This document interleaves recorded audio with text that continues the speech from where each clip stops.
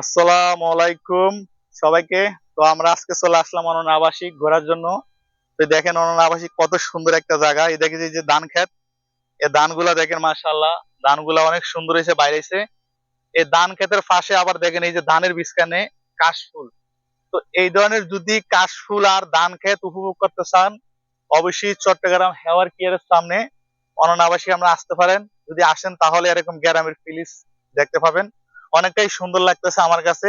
এই যে দেখেন ধান ক্ষেতের ভিতরে কাশফুল, তারপরে এখানে এই যে সরাই পাখি আছে, প্রজাপতি আছে। তো এই ধরনের যারা শহরে থাইকা যারা মনে করেন অতিষ্ঠ হয়ে গেছেন সাইড দেওয়ালের ভিতরে, আপনারা চাইলে এই ধরনের গ্রামের প্রাকৃতিক থেকে ঘুরে যেতে পারেন।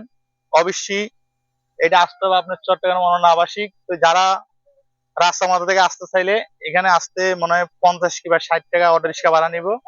আর যদি নতুন রাস্তার মাথা থেকে আসেন তাহলে 20 টাকা সিএনজি ভাড়া নিব।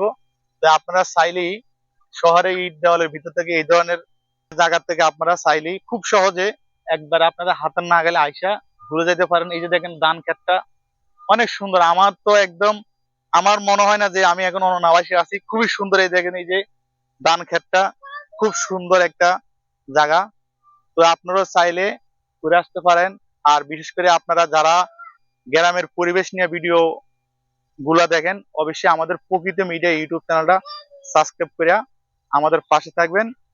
আমরা প্রতিদিনই চেষ্টা করবো এই ধরনের প্রাকৃতিক সৌন্দর্য নিয়ে ভিডিও দেওয়ার জন্য। তো থ্যাংক ইউ সবাইকে। আল্লাহ হাফেজ।